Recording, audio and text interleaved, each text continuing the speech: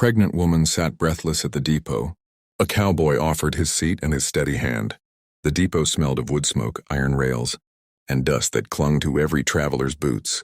Evening light filtered through the station's high windows, painting the benches and floorboards in shades of gold and shadow. The old building groaned with the quiet, stirrings of people waiting for trains that were always late. Their hushed conversations carried on the dry wind that drifted in through the open doors. On one of the benches, a woman sat with her hands pressed firmly to her swollen belly. Her breath came shallow and uneven, her body fighting against the weight of both child and journey. Her name was Clara, though few here knew her by name. To the others, she was simply a tired stranger, young, pale-faced, eyes wide with the kind of fear that had nothing to do with trains or travel, but everything to do with the life inside her. Clara pressed her back against the bench, willing herself to stay calm. Her braid, a long rope of chestnut hair, had loosened during the day's strain, strands falling across her damp forehead. The depot was crowded, but she felt utterly alone, surrounded by strangers who offered glances of sympathy without moving from their seats. It was then that he noticed her. At the far end of the depot, leaning casually against a post, stood a man in a dust-worn hat and a leather vest that bore the wear of miles traveled. His face was cut from the same grit and sun as the frontier itself, with eyes that seemed to measure every moment with quiet intensity. He was a cowboy by trade, though that word hardly captured the steadiness that defined him. His name was Jameson Cole, and he had seen enough hardship on the trail to know when someone was fighting a private battle. Jameson's gaze fixed on Clara, the strain in her breathing, the tremor in her hands, the way she seemed one moment ready to cry out and the next determined to swallow. Her fear, all of it pulled him from the shadows where he usually kept himself. He tipped his hat low and began to walk her way, each bootstep echoing against the depot's planks. "Ma'am," he said softly, stopping just short of her bench. His voice was steady, low enough not to draw every wandering eye, yet firm enough to break through her fog. "You look like you could use a seat with more space or a hand steadier than the one you're leaning on." Clara looked up, startled at first. Her lips parted, though no words came. She studied the man, his hat shadowing his eyes, the dust on his boots, the leather creases in his vest. There was nothing threatening in his posture, only a stillness that spoke of patience. "I'm fine," she whispered, though the slight quaver in her voice betrayed her. "Just catching my breath." Jameson studied her for a moment longer, then gently eased down on the bench beside her. He did not crowd her, leaving space enough for her to feel her own boundaries. He leaned his elbows on, until now. A distant whistle echoed on the horizon, faint but growing. The station stirred as heads lifted, voices rose, and boots scraped against wood. Clara's heart skipped, both from relief that her journey might soon continue and from fear that she might not be strong enough to see it through. Jameson noticed the flicker in her eyes. "You bound far?" he asked, his voice low. She hesitated. "Far enough." He studied her but pressed no further. He had seen enough trails to know when a person's answer was not about distance, but about escape. The whistle grew louder, the vibration of iron wheels thrumming through the ground. Lanterns swung as the depot braced for the train's arrival.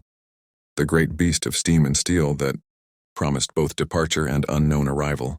Clara's fingers tightened against the bench.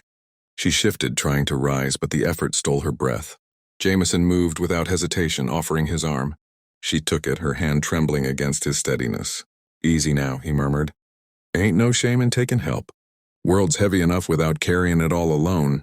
The train screeched into the station, its metal heart pounding. Passengers surged forward, jostling for place. Clara faltered at the sight, overwhelmed by the press of bodies and the roar of steam. For a moment she felt swallowed by it all, her breath catching in panic. Jameson stepped closer, his presence a shield against the chaos. "Breathe, ma'am," he said, his voice firm yet gentle. "Keep your eyes right here. You don't need to see the whole crowd, just the next step." She fixed her gaze on his face, on the calm carved into his weathered features. Her chest loosened, breath returning in measured rhythm. Together they moved toward the platform, his arm steady beneath hers. The conductor's call rang out, tickets flashing in the lantern light. Clara reached into her satchel, fumbling with shaking hands. Before she could drop it, Jameson's steady hand covered hers. guiding the slip of paper forward. "Here you are," he said to the conductor, tipping his hat. The man nodded them through, barely sparing a glance. Clara exhaled in relief as they stepped toward the waiting car. But as her boot touched the first step, a sharp pain lanced through her belly. She gasped, doubling slightly, her hand clutching tight to Jameson's arm. He caught her before she stumbled. His eyes hardened with concern. "That weren't just the weight of travel," he said. Clara shook her head, teeth clenched. "It's too soon," she whispered. "It can't be," but the look in her eyes told the truth her words could not deny. The train hissed, impatient, as though mocking her struggle. Passengers pressed around them, muttering, urging forward. Jameson's jaw set. He had faced storms on the open range, stampedes under the full moon, men who carried steel with bad intentions. But this moment carried a different kind of gravity. He looked at Clara, her face pale with fear and pain, and knew without question what had to be done. "Ma'am," he said firmly, his hand tightening around hers, "you ain't riding this train tonight. Not like this." Her eyes widened. "But I have to—" "No," he cut in, voice unyielding but not unkind. "What you have to do is stay alive. What you have to do is bring that child into this world safe. And I'll see to it whether here or in the next town over. But you ain't facing this alone, not while I got breath in me." The whistle screamed again, the final call. The crowd surged, and then, just as quickly, the train began to roll, leaving behind those who could not keep pace. Clara stood trembling, caught between terror and surrender. And there, beneath the fading lantern glow of the depot, Jameson Cole placed both hands gently on her shoulders. His voice softened, carrying the kind of certainty she had been searching for since her journey began. "You ain't abandoned, ma'am," he whispered. "Not tonight. Not while I'm standing." Clara's eyes filled, her body weakening, yet her heart steadied in the warmth of those words. For the first time, she let herself believe she might not have to fight alone. And in that moment, as the train disappeared into the dark horizon, a new journey began, one not bound by rails or schedules, but by the unyielding promise of a cowboy's steady hand. When the night tests the heart, the steady hand must not tremble. The depot had grown quiet after the train's departure, its lingering smoke curling like ghosts in the night air.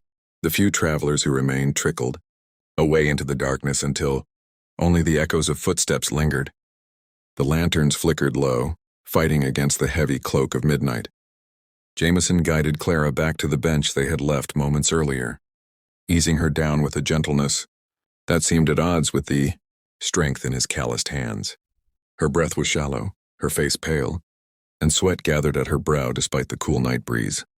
She tried to speak, but another ripple of pain silenced her, folding her forward. Jameson braced her with one arm, his other hand resting firm against her shoulder. "You hold steady now," he murmured, though the words were as much for himself as for her.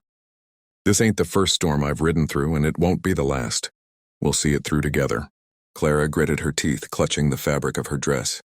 Her mind raced with fear. She had planned to reach the next town, where a midwife awaited. She had timed her journey with hope and calculation, but life, she realized bitterly, had no regard for plans when storms chose their hour. Jameson looked around the depot, empty now save for shadows and silence. No midwife, no family, just a cowboy and a woman on the edge of bringing life into the world.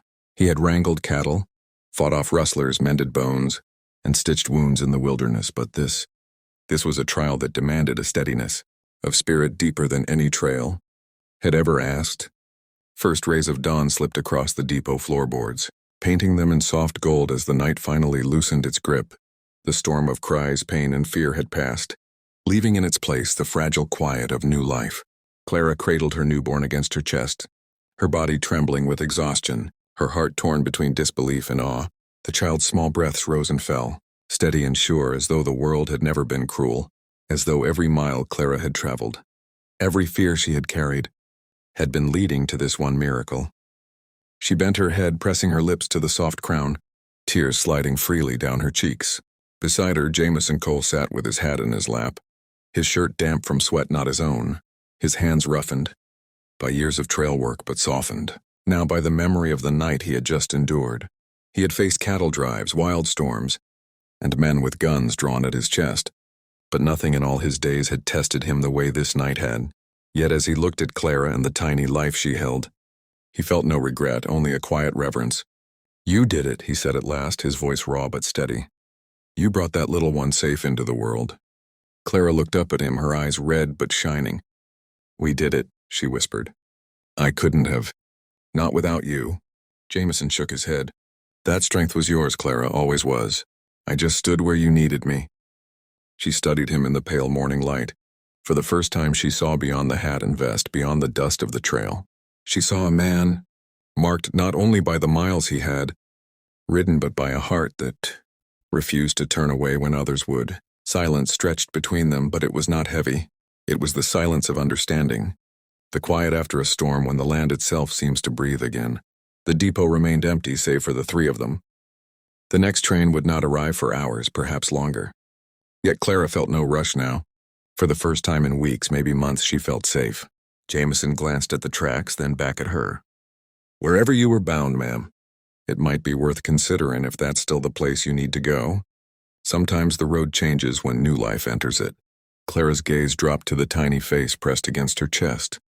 She thought of the place she had meant to flee, of the loneliness she had carried like a burden across miles, and then she thought of the man beside her, who had given without asking, who had stayed when he could have walked away. "I don't know where the road leads now," she admitted, her voice soft but certain, "but I know I don't want to walk it alone." Jameson's eyes lingered on hers, steady as ever, but softer than she had yet seen them. He nodded once, slow and sure. "Then you won't. Not so long as you'll have me walking beside you." The newborn stirred, letting out a small cry that broke the stillness of dawn. Clara hushed gently, rocking back and forth her body instinctively, moving with the rhythm of motherhood. Jameson watched, a quiet awe settling over him. In all his wandering, in all his search for meaning beyond the trail, he had not expected to find it here, on a worn depot bench, in the presence of a woman and child who had been strangers just hours ago. Yet something in his heart told him he was no longer drifting. The road ahead would not be easy, but it would be real, and for the first time in years, Jameson Cole welcomed the weight of belonging. The depot doors creaked as the morning breeze swept in, carrying with it the scent of dust and possibility. Clara lifted her head, meeting Jameson's gaze. "Then let's face it together," she whispered. And as the sun rose higher, casting its light across the worn planks and the waiting tracks, the cowboy and the woman, no longer strangers, sat side by side, bound not by chance but by the choice to carry one another through whatever storm still lay ahead.